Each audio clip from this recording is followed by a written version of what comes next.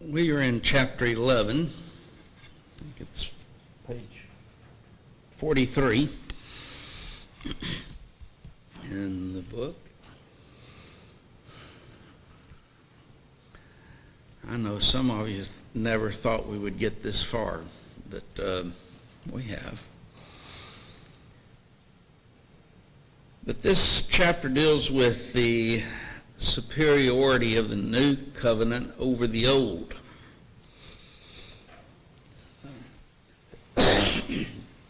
And we're looking at some of the ways in which it is superior. In Hebrews 8, verses 6 through 9, we started looking at that last week, where it states, "But now hath he obtained a more excellent ministry, by how much also he is the mediator of a better covenant, which was established upon better promises. For if that first covenant had been faultless, then should no place have been sought for the second. For finding fault with them, he saith, Behold, the days come, saith the Lord, when I will make a new covenant with the house of Israel and with the house of Judah, not according to the covenant that I made with their fathers in the day when I took them by the hand to lead them out of the land of Egypt, because they continued not in my covenant, and I regarded them not, saith the Lord." He says that that Christ is the mediator of a better covenant, verse 6. A more excellent ministry. Again, verse 6. Both of those aspects are true. In fact, one of the key words in the book of Hebrews is the word better. It is used repeatedly because it is a contrast between the old covenant and the new covenant in particular. But in a broader sense, it is a contrast between any religious system in comparison with Christianity. And he is showing, again, the particular situation. The system of Christianity is better than the old covenant, the law of Moses. And we mentioned that, I remember last week as we were talking about this, that God made this covenant with not all men, that first covenant, but it was with Israel. It was never given to all men, never given to the Gentile world. It was given to Israel. God took them by the hand to lead them out of Egypt. Didn't lead the Egyptians out, didn't lead the Gentiles out. It was the Israelites. That's who he made the covenant with. But the first covenant we see had faults.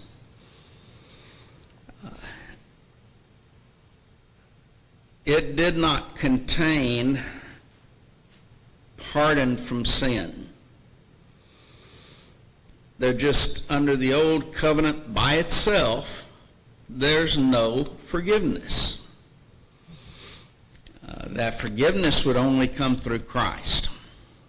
But under the Old Testament by itself, there's no forgiveness. And they recognize that. And so the old was preparing the way for Christ. In Hebrews, the 7th chapter, and verse 19, he says, "For the law made nothing perfect, but the bringing in of a better hope did, by the which we draw nigh unto God." Perfect.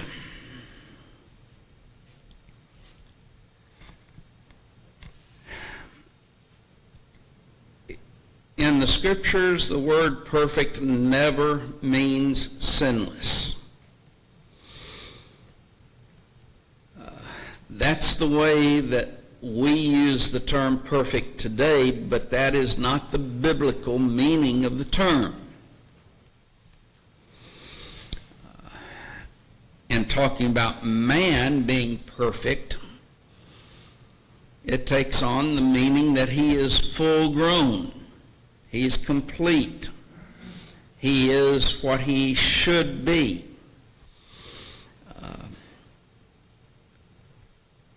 It deals here, as Paul is using it, and if you don't think Paul is the author of Hebrews, well, you have the right to be wrong about other things as well. I know there's a lot of people who don't, but I happen to believe that he does, so I'll be using his name in connection with it. Paul uses it here to mean to make complete or to bring to an end. The law and the immediate context, and we'll mention this in a minute again, is based on the Levitical priesthood. And he's talking about the Levitical priest here. It could not bring things to an end. It could not bring completion. It was not perfect. They could not offer a sacrifice that would pay the penalty for sin. What's the penalty for sin? Death. They could not pay a penalty for that death. And thus, the Levitical priest, and thus the Old Testament law, could not save anyone. But there's a better hope, he mentions. That hope is salvation. Salvation from sins in particular, Carl. Although the people of the Israelites in the Old Testament, they didn't have no salvation. Their Christ came and died on the cross, right? That would be accurate. But did they have some standard of being right with God? Oh, yes. They had to be faithful to the law of Moses. That's why God says don't add to it, don't take away from it, but to do the commandments, which he had commanded them, Deuteronomy 4 and verse 2.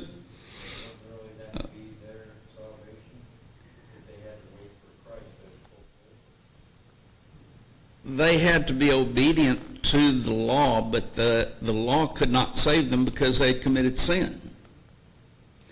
And thus, the only way in which that sin problem could be alleviated is the death of Christ.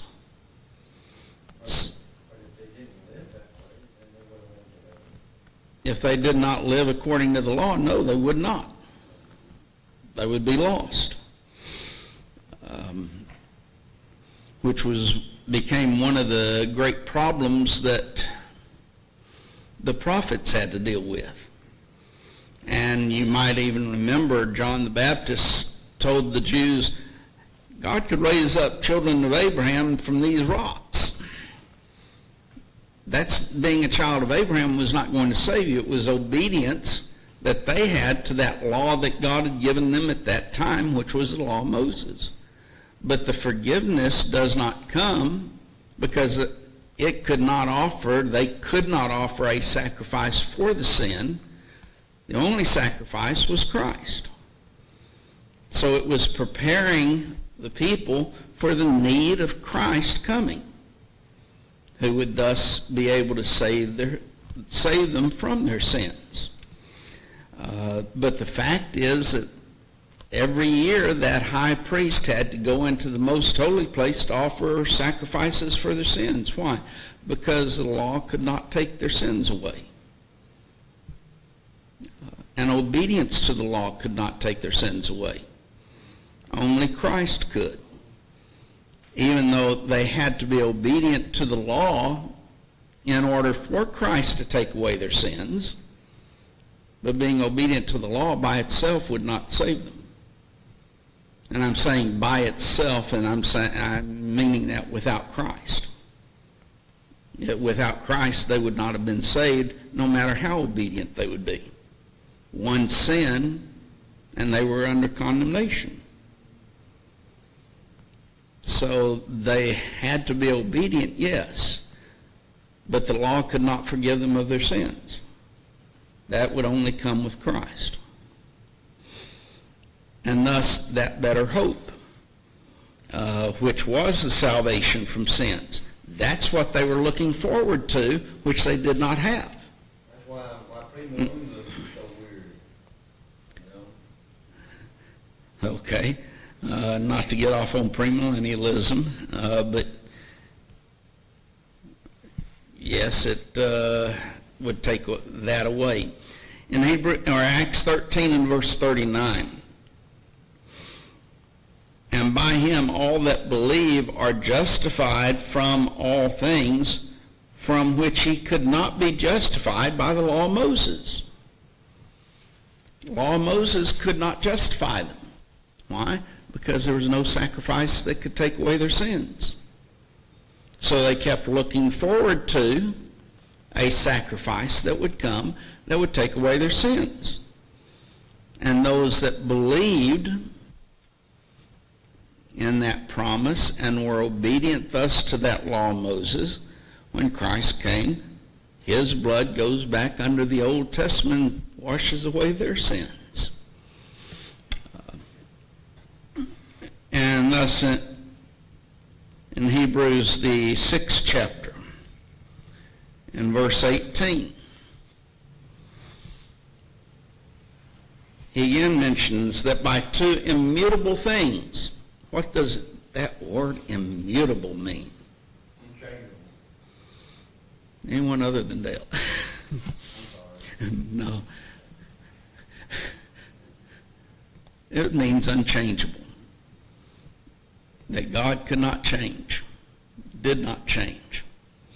So that by two immutable things, or unchangeable things, in which it was impossible for God to lie. Wait a minute, I thought God was all-powerful and could do anything. No, that's not true. God cannot do anything that would be contrary to his nature. It is impossible for him to do anything contrary to his nature, and lying is contrary to his nature.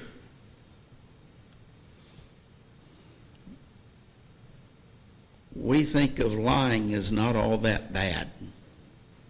Even classify, we got little white sins and then black sins.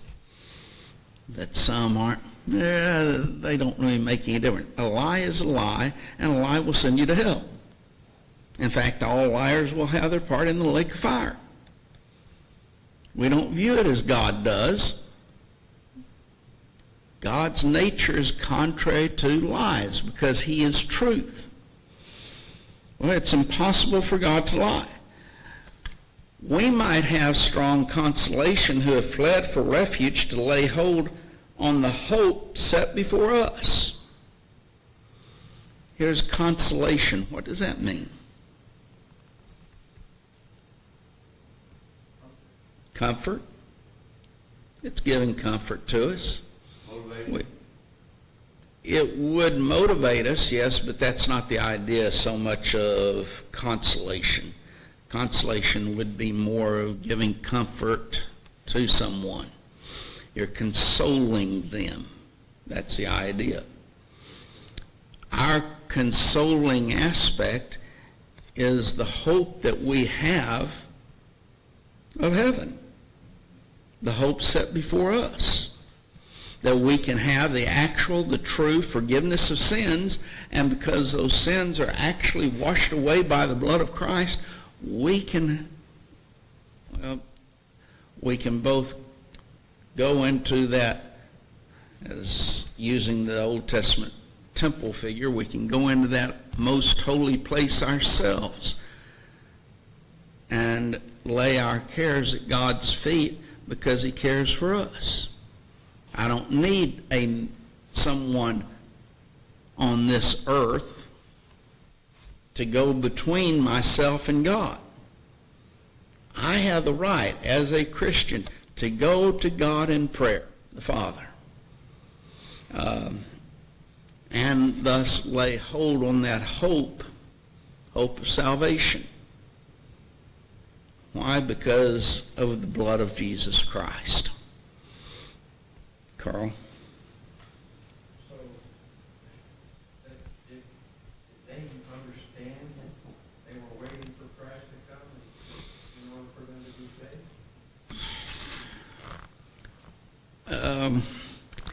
Let me answer that in a couple of ways.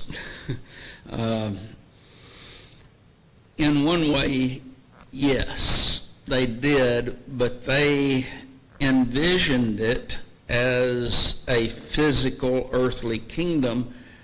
It was going to be someone of the seed of David setting up a kingdom or a king and a throne in Jerusalem, much like the premillennialists today.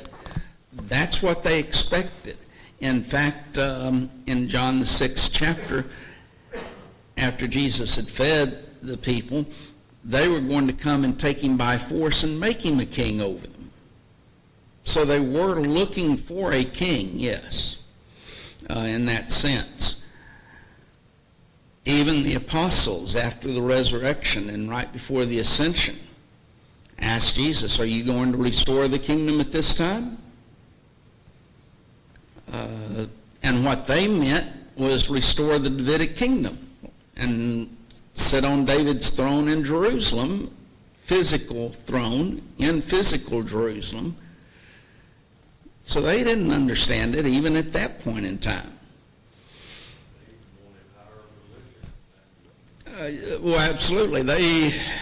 They continued to argue about who's going to be and if you remember John's mother coming to Jesus, let one sit on your right hand, one on your left hand. That would be the two, in a physical kingdom, the two places of honor, the two highest positions. And Jesus says, you don't have any idea what you're asking. It's not, in reality, that would be saying one be in paradise and one in Tartarus. One being blessed and one being punished. She didn't, but she had that physical idea of a kingdom. So from that standpoint, yes, they were looking for a kingdom and a king. They had that hope. Did they have a vision of that spiritual aspect of the kingdom? No. And a spiritual aspect of the death of Christ and his shed blood. No, they didn't have that. So that's why I say, to answer that, it's difficult because you have to answer it in both ways. People, they have a hard time believing that he's the Savior, he's coming to fulfill the law, and yet they crucify him. So they don't understand. Well, they crucified him obviously because he did not meet their physical kingdom and king ideas. And he also exposed very clearly their wickedness, their sin, their hypocrisy, and they didn't appreciate that any at all either. So he did not meet their concept of what they thought was being prophesied. No, totally different. Also, now in Hebrews 7 and verse 22, a better testament. By so much was Jesus made a surety of a better testament.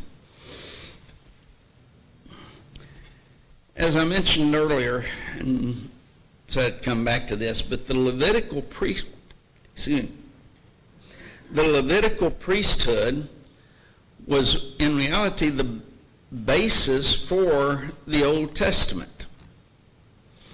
Go back to Hebrews 7 and verse 11. And it says, if therefore perfection were by the Levitical priesthood, for under it the people received the law, what further need was there that another priest should arise after the order of Melchizedek and not be called after the order of Aaron? So here's the Levitical priesthood, and the law came under the Levitical priesthood. The people received the law that way. So it becomes, in reality, the basis for that Old Testament, that Old Covenant. But their priesthood, and that's the 7th chapter, showing that, and actually I think it goes through about the 9th chapter, showing that Jesus was a better priest than the priest of the Old Testament, specifically high priest. But under that Levitical priesthood, they didn't have salvation. That's why the priest had to continually, every year, go in and offer sacrifice for their sins, because all of those sins were remembered after that year. And so on the Day of Atonement, here's the high priest going into the most holy place to offer sacrifices for the sins of the people, which he had done the year before, and the year before, and so on. Christ's priesthood, on the other hand, becomes the basis for the New Testament. Christ's priesthood is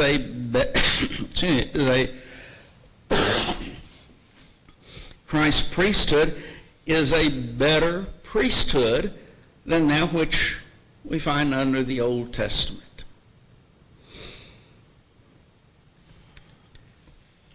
That old covenant, Hebrews, the 8th chapter and verse 13,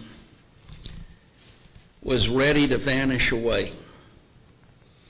In that he saith, a new covenant, he hath made the first old. Now that which decayeth and waxeth old is ready to vanish away.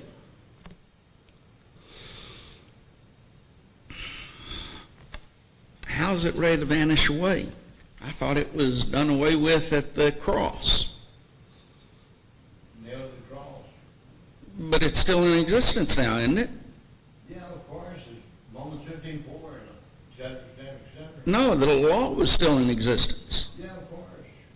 So they were under the law.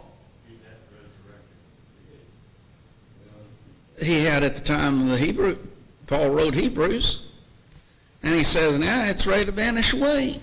Hadn't vanished away then, right?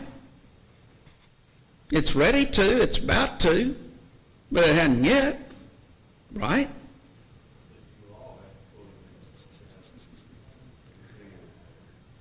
So the law of Christ did not come into effect until after it was revealed, right?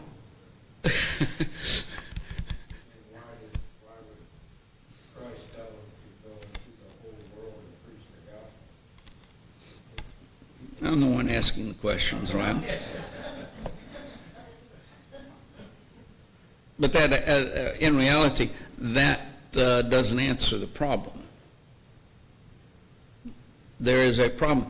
Now, those who hold to realized eschatology try to use this to prove that the law actually was not done away with until the destruction of Jerusalem in AD 70. It was still in existence at this time that Paul wrote. And when did Paul write Hebrews? Probably early to mid-60s. Are you going to confuse me?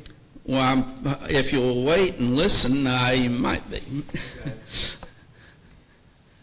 So the realized eschatologists catch upon this idea that the law of Moses was still in existence. It was about to be done away with, vanish away. That was going to be at the destruction of Jerusalem. And they thus build an entire theology around this mistaken idea. Now then, two possible answers.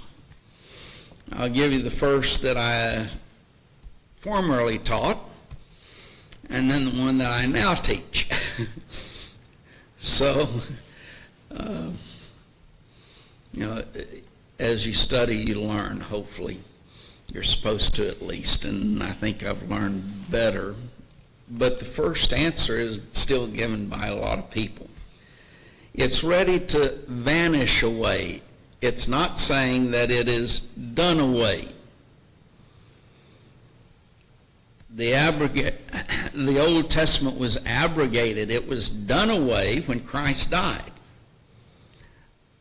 But the vanishing away did not take place till the fall of Jerusalem. Now then, a comparison to try and help us understand what's being said. I hate we bug you so much, but what's the comparison, or how do you run the big giant dividing barrier being ripped apart and Jerusalem destruction? How do they relate to each other? I'm trying to get that straight in my mind. I guess I'm confused.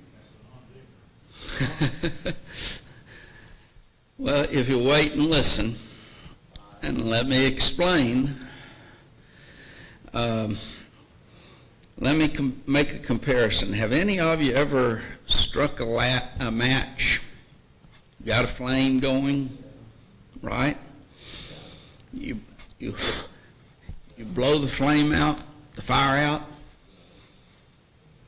The flame is gone away. It is done away with, right? The fire is. What do you have left over? Smoldering stuff. You have the smoke. That's what what some say is in relationship to what he's saying and ready to vanish away. It was done away at the cross, but it's still in the process of vanishing away. And so that's the way in which I used to take it. What I've heard. That's what Tim has heard in the past. A lot of brethren still hold that aspect. They recognize, yes, it was done away at the cross, but it was still had its remnants, that it was like the match. It still got the smoke coming off of it. I have a hard time with it. Well, what I now believe, and I think is much more consistent with the Scriptures,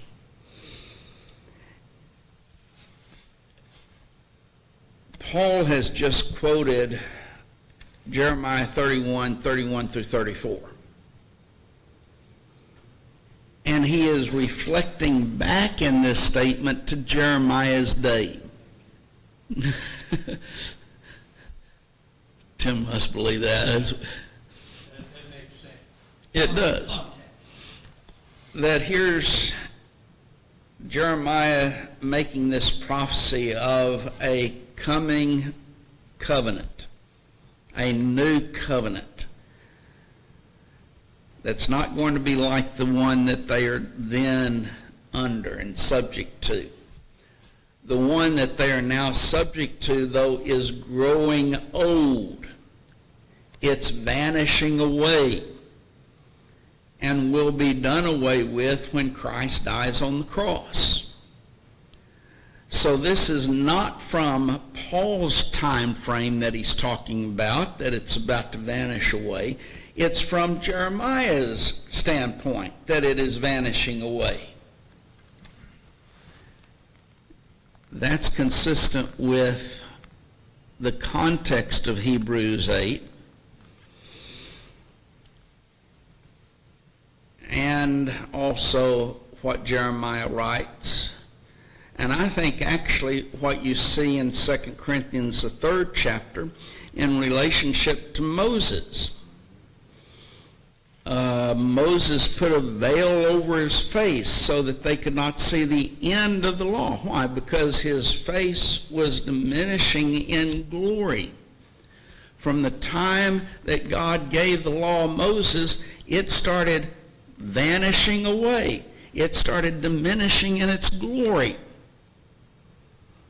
Till the time when the fullness of time, God sent forth his Son, and his death upon the cross took that away. So in Jeremiah's day,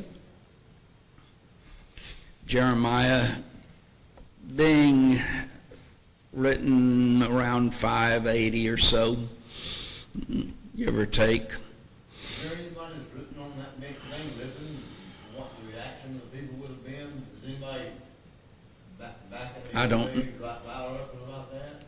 I don't know, and I really don't care. Name the hill being. To what man thinks about it and writes about it, I'm going to try and learn, but that doesn't mean that it's right. I'm going to study it for myself.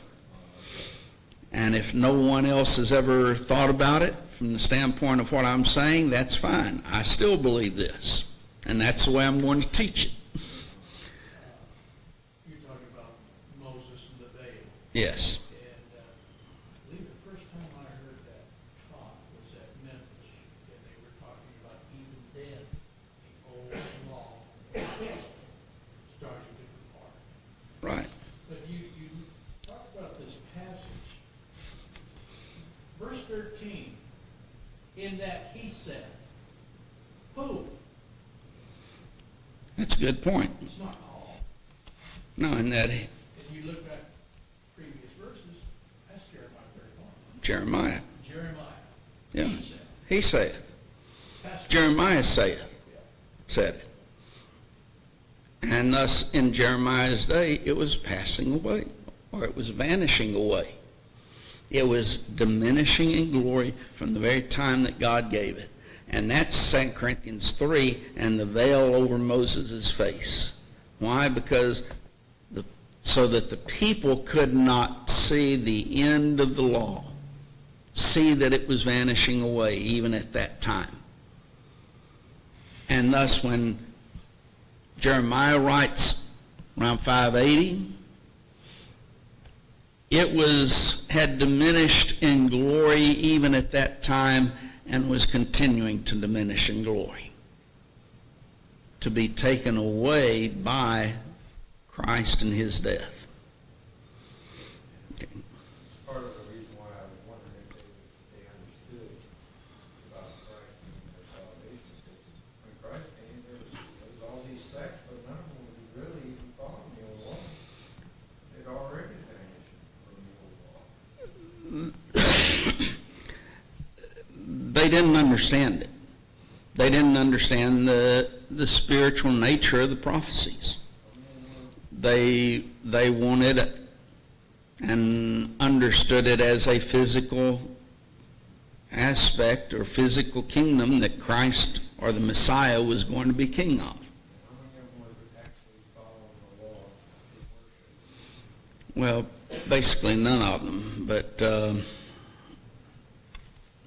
that's... They treated Christ like Moses treated Christians today. They just tore him to pieces. It's kind of weird.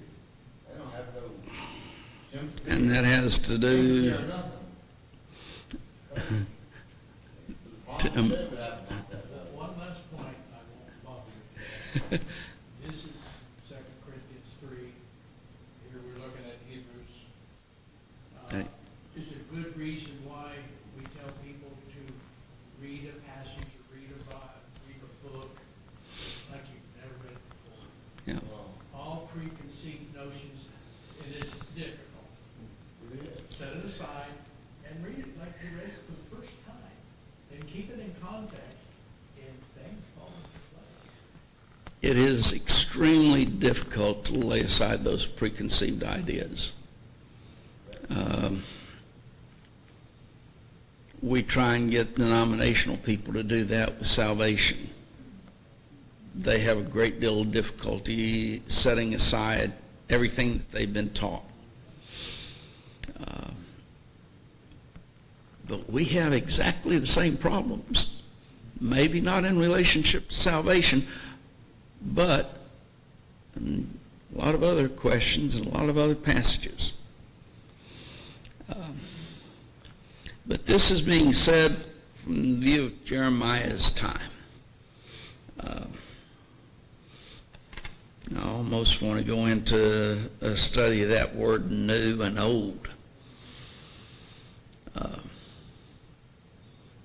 But I got to give you something to look forward to and after you're all dead and in the grave, and I am too, I start teaching Hebrews. Or maybe I'll get someone else to teach it because I don't feel like I can do it justice. Especially the more I study it. But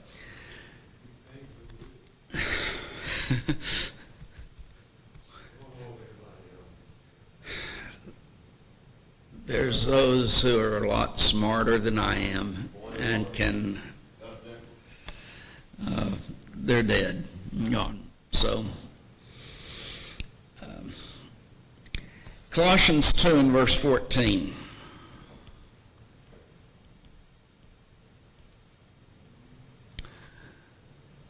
It says, blotting out the handwriting of ordinances that was against us, which was contrary to us, and took it out of the way, nailing it to his cross. I don't know how many of you have that Greek tense sheet that I handed out, last, well, it might have been a week or two ago, maybe a year or two ago. But it's very interesting if you're able to look at the Greek tenses here, because Paul uses 3 aorist tenses. Now then, on that sheet, you will find that the aorist tense indicates completed action. Sometimes it's expressed, in fact, I could show you a Greek grammar book, beginning grammar book that shows that it is point action. That's an old beginning grammar and not taught that way anymore. Completed action, though, is more accurate. He uses these aorist tense to show what Christ has done. Blotting out.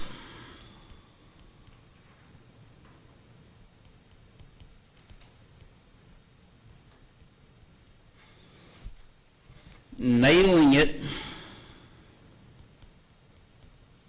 to his cross. And then spoiled principalities and powers. Those are the 3 things that Christ has done. But then you look at the word took.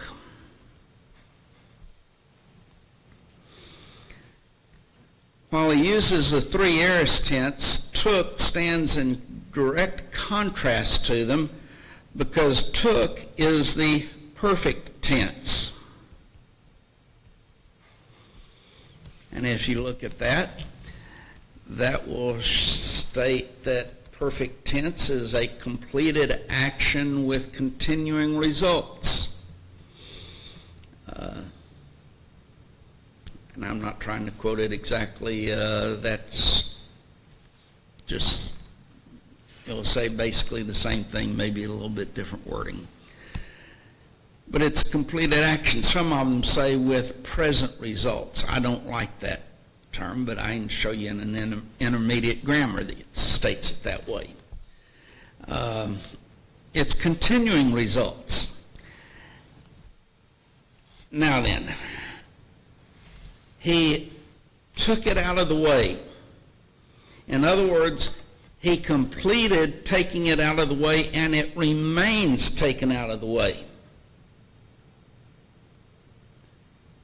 Now then, that stands in direct contrast to what some premillennialists or dispensationalists hold, that when Christ sets up his kingdom, physical kingdom in physical Jerusalem and sits and rules on that physical throne, David's throne, that he's going to restore the law of Moses to us. And we're going to be under the law of Moses again.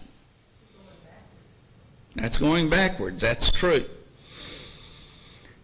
That's going back to an inferior system. Whereas Paul's use of took here in the present tense says that he took it out of the way, but it will remain taken out of the way from now on. What they do when you're following grace, they don't give a food like that. They just deny that God knows the truth there. Okay. I don't think that really has application to what we're discussing, though.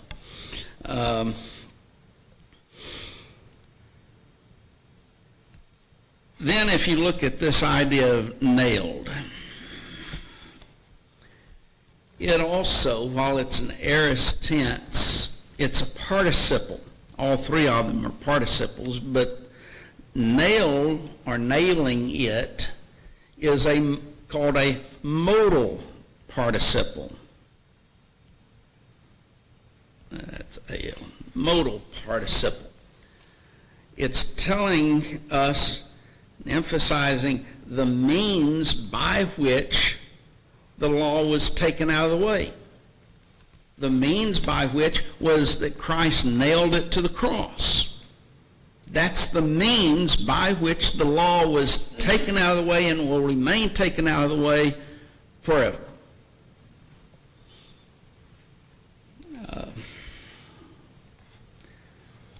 So Hebrews 2:14 is a marvelous passage that many times we just don't understand because we don't see the original language and the contrast that is made. Here's the completed action. He's blotted it out. He's nailed it to the cross, being a modal participle as to how it was done. And he spoiled principalities and powers, but he took it out of the way, taking it out of the way, completed. When? When he nailed it to the cross, and it will remain taken out of the way forever. And so we'll stop there and start with Galatians 3, Lord willing, next time.